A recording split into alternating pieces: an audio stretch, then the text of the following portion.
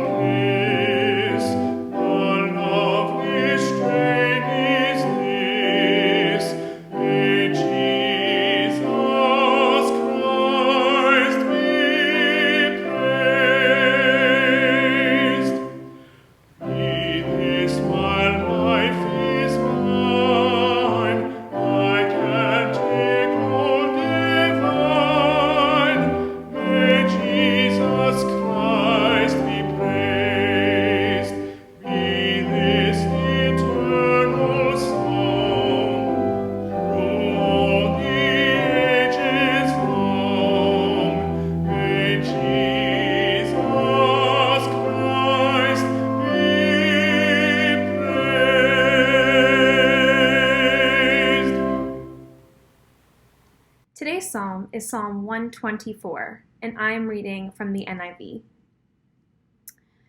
If the Lord had not been on our side, let Israel say, if the Lord had not been on our side when people attacked us, they would have swallowed us alive when their anger flared against us. The flood would have engulfed us, the torrent would have swept over us, the raging waters would have swept us away. Praise be to the Lord, who has not let us be torn by their teeth. We have escaped like a bird from the fowler's snare. The snare has been broken, and we have escaped. Our help is in the name of the Lord, the maker of heaven and earth.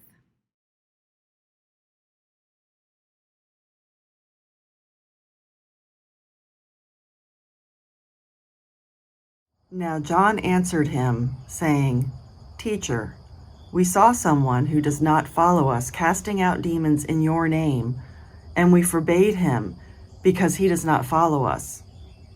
But Jesus said, "Do not forbid him, for no one who works a miracle in my name can soon afterwards speak evil of me. For he who is not against us is on our side. For whoever gives you a cup of water to drink in my name, because you belong to Christ, assuredly I say to you, he will by no means lose his reward. But whoever causes one of these little ones who believe in me to stumble, it would be better for him if a millstone were hung around his neck and he were thrown into the sea. If your hand causes you to sin, cut it off. It is better for you to enter into life maimed rather than having two hands to go to hell, into the fire that shall never be quenched."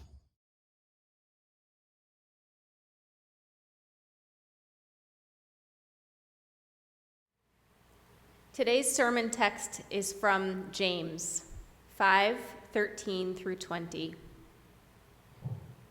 Are any among you suffering? They should pray. Are any cheerful? They should sing songs of praise. Are any among you sick? They should call for the elders of the church and have them pray over them, anointing them with oil in the name of the Lord. The prayer of faith will save the sick, and the Lord will raise them up. And anyone who has committed sins will be forgiven. Therefore, confess your sins to one another and pray for one another, so that you may be healed. The prayer of the righteous is powerful and effective. Will you pray with me? God of unfailing love, thank you for the gift of your wisdom given to us through these scriptures.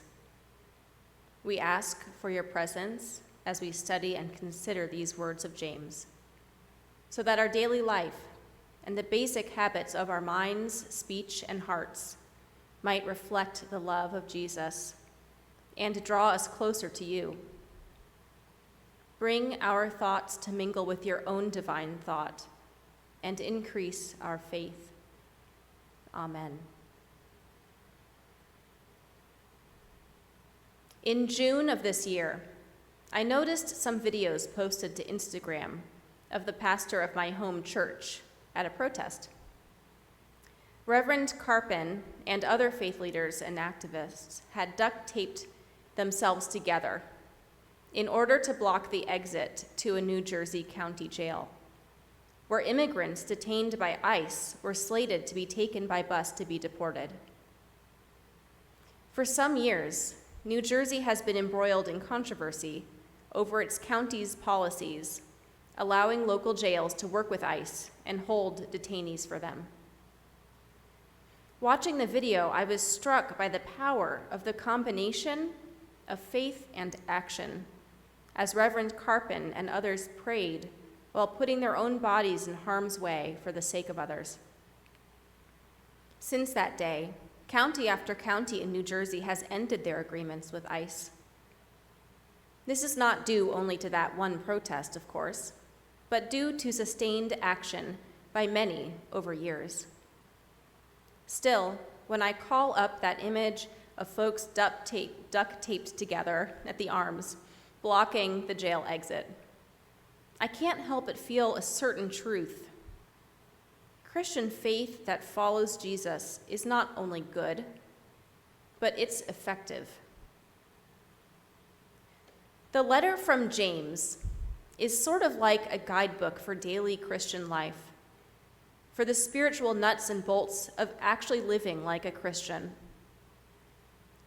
Most tradition holds that this letter was written by James, also called Jacob, who was the half-brother of Jesus and led the church in Jerusalem. This letter was addressed to Messianic Jews living outside Israel. But unlike a lot of the other epistles by Paul and others, it doesn't address specific issues or quarrels that had risen in specific communities. But it sums up the core wisdom needed in order to be perfected in Jesus. It draws heavily on the Sermon on the Mount and Proverbs, especially Proverbs 1 through 9. Reading James's letter alongside those other scriptures could be a great program for personal Bible study, by the way. Or just read James on its own. Really, though, I highly, highly urge all of you to take some time this week to read this letter in its entirety. It's short, so you could do a chapter a day. James, even on its own, can be transformative for anyone's personal faith. Martin Luther was famously less enthusiastic. He is widely quoted as saying that James was the epistle of straw. He didn't regard James as highly as other epistles, in part for a pretty obvious reason, because James's insistence that a person is justified by works and not faith alone seems to directly contradict Luther's core belief based on Romans 1:17 that Christians are justified by faith alone. He also didn't like that the letter doesn't talk about the resurrection or mechanics of Christian salvation much. That being said, when all Luther's commentary on James is considered, he wasn't so entirely dismissive. He preached on it a number of times. He didn't challenge its place in the canon, and he considered its teachings good and in line with the gospel. He also admitted that his slight dislike of the letter was his opinion, and others might have their own opinions. A little coincidence, but Luther really didn't like the book of Esther, which contains another of today's lectionary readings. So I think he wouldn't have enjoyed today's service. But back to James and Luther. I suspect a lot of Western Protestant Christians use the epistle of straw comment to dismiss James's letter because it makes us deeply uncomfortable. The unexamined belief that faith alone, lazily interpreted as faith without action, is the truest form, or the belief that that is the truest form of Christianity, not only doles out a free pass to continue living in comfort while tolerating or even protecting systems that impoverish our neighbors and the earth, but it allows us to feel self-righteous about this kind of life. It allows us to de-emphasize the very clear statements in James and from Jesus about the implications of wealth, the implications of how we relate to the world of human power, about the importance of backing up our faith with both action on behalf of others and with strict attention to how we use our minds, our tongues, and our hearts. My view has always been that there is no contradiction between faith alone and faith without action is dead, or faith without works is dead, as James says. Because faith in God and in Jesus necessarily leads to action. Action flows naturally from faith. The greater your faith, the more important right treatment of others and critiques of violent, unequal systems becomes to you.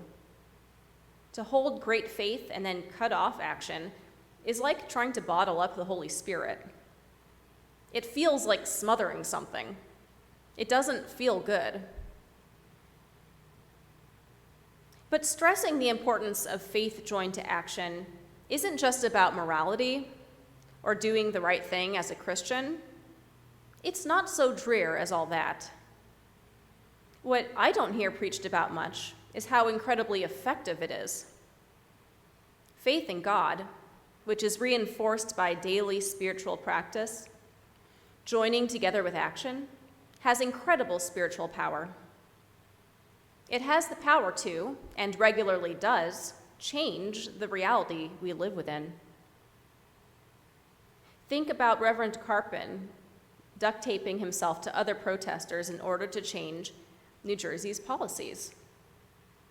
Think about the 800 mutual aid networks that popped up around the country last year, which, along with federal aid and other more established charities, actually led to a decrease in hunger during a global pandemic in this country. Think about the transformation in our own community because of the sanctuary ministry. This list does not end, but it could be a lot longer if we realized the power we have, if we realized that ours is an effective faith. I'm going to get real for a second here. Failing to embrace the supernatural effectiveness of Christian faith is a big weakness of progressive Christianity. One of the reasons more fundamentalist Christianities are so popular is because they don't question that faith in God leads to literal, supernatural intercession in people's lives. Of course, divorced from reason, this belief can lead to harmful practices, like trying to heal a person's disability by laying hands and then blaming them when it doesn't work. Yet it still adds a vitality and wonder to faith. And apart from Christianity, the huge explosion of interest among young people in particular in practices such as astrology and magic comes mostly because these are seen as efficacious. That is, they are seen as tools one can use to actually change the fabric of reality. For young people growing up in a world where the future is increasingly uncertain, and the weakening of democracy makes it harder to effect change through politics, spiritualities capable of making effective change are understandably very appealing. Yet, if progressive Christianity, that is, Christianity that truly centers unconditional love, if progressive Christianity can embrace the supernatural power of faith married to action, it has the potential to be among the most effective forces in this world. James literally says this in the verses we read. The prayer of the righteous is effective. He names prayer and praise as practices that work when performed by the righteous. And what makes a person righteous? What gives a person this power? It's a combination of a few things. First, the daily spiritual practices and right behaviors outlined in the letter, which draw one closer to God. Second, being a doer and not only speaker of the word, taking action. And last, a real deep faith in the power, goodness, and love of God, not just as an abstract principle, but as a supernatural force that can and will transform the world. That last one is the one progressives struggle with the most. And so it's the one we need to embrace the most. At Wesley, I see this piece of faith best embodied by the prayer group, because the folks in the prayer group truly believe in the power of prayer. The great news is that today we have far more tools for effective action to back up our faith than James had. We don't need to rely solely on laying on hands to heal someone, because we have many Eastern and Western medical tools for health and healing. We have far more political tools too, still, for addressing systemic evils. The piece that's missing the most is faith. Faith in what we can accomplish with God, faith in our ability to heal and make change, faith that we can draw closer to God. So I encourage all of us, once again, to read James. Take it to heart. Allow it to order or even reorder your life. Make it a practice. Be doers of the word. Take up an effective faith and see what happens. Amen.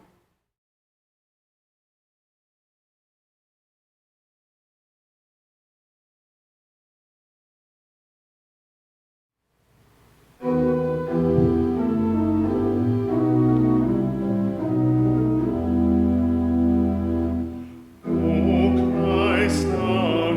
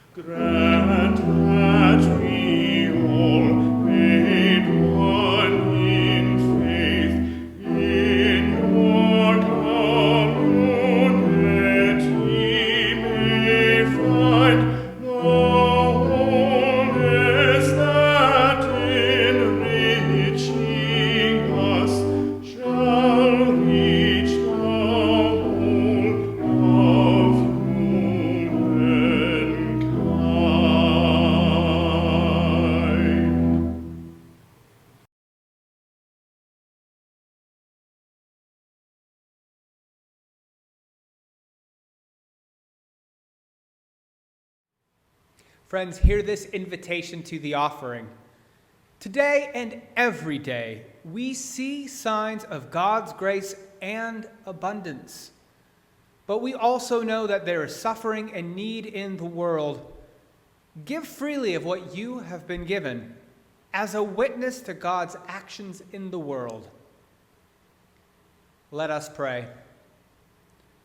Blessed be the Lord, for God is good, and God's love endures forever. Our Creator, help us to mirror your goodness through this offering in the world. Amen. And now let us join our voices together to sing the doxology.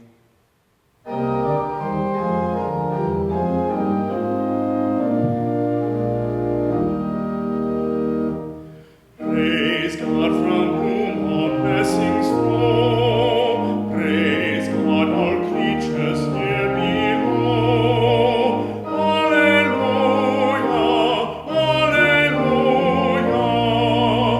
Praise God, the source of all our gifts. Praise Jesus Christ, whose power uplifts. Praise the Spirit, Holy Spirit. Alleluia,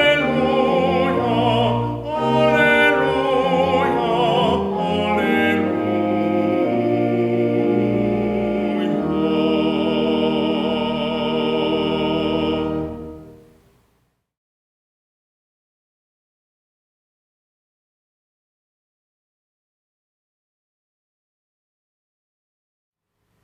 Friends, let us now take the cares and concerns and our joys that are upon our hearts this day to God in prayer. As I pray this morning, I will leave ample amounts of space for you to name your own prayer requests aloud as part of the prayer. Let us pray. Scripture promises us that the prayers of God's people are powerful and effective. In this hope, we call on God's name, saying, "Pour out your healing grace, O Lord. Send forth your Spirit to save us." For those who are sick and suffering,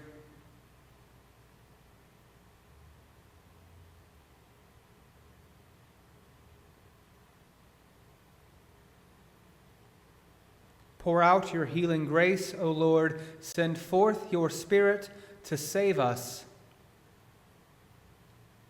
For those who are burdened by sin,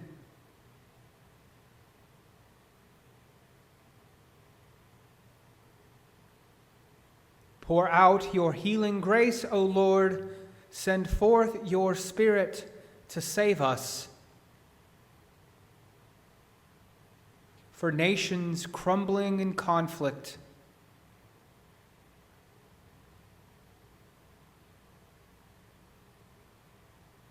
pour out your healing grace, O Lord, and send forth your Spirit to save us. For neighbors divided by fear,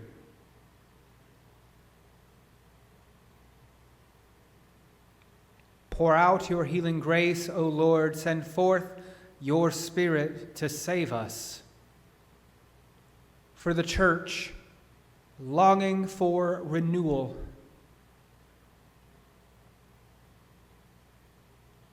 pour out your healing grace, O Lord. Send forth your Spirit to save us. For the earth groaning for peace, pour out your healing grace, O Lord. Send forth your Spirit to save us. God of new life, raise us up in the power of the risen Lord, so that we may lift our hearts again in songs of thanks and praise through Jesus Christ our Savior, who taught us to pray, "Our Father, who art in heaven, hallowed be thy name. Thy kingdom come, thy will be done, on earth as it is in heaven. Give us this day our daily bread, and forgive us our trespasses, as we forgive those who trespass against us. And lead us not into temptation, but deliver us from evil. For thine is the kingdom, and the power, and the glory forever. Amen.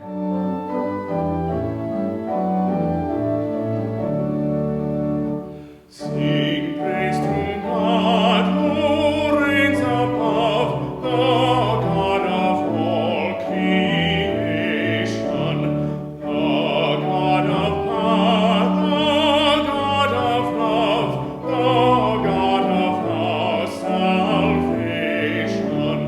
With healing balm my soul is filled, and every faithless murmur stilled.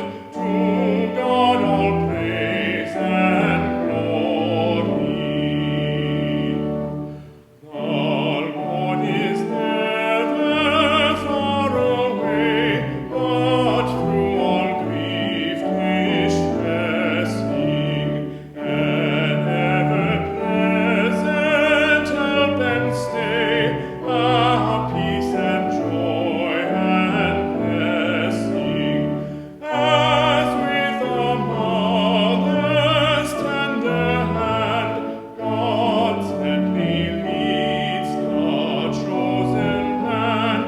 To God all praise and glory.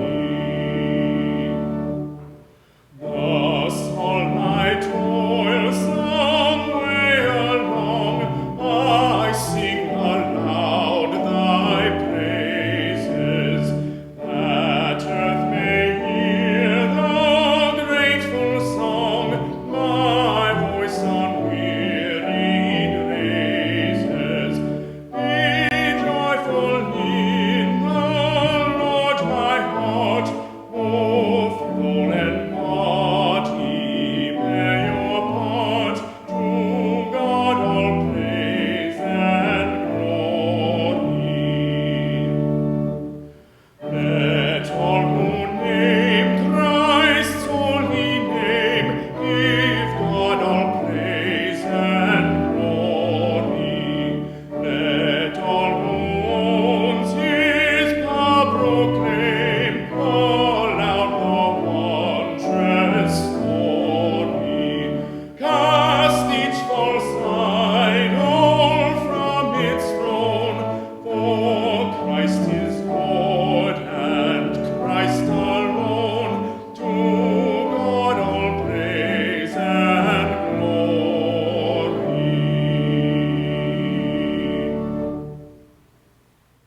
Go forth then with peace and with joy, as doers of the world. Take up an effective faith, and in so doing transform the world and yourselves.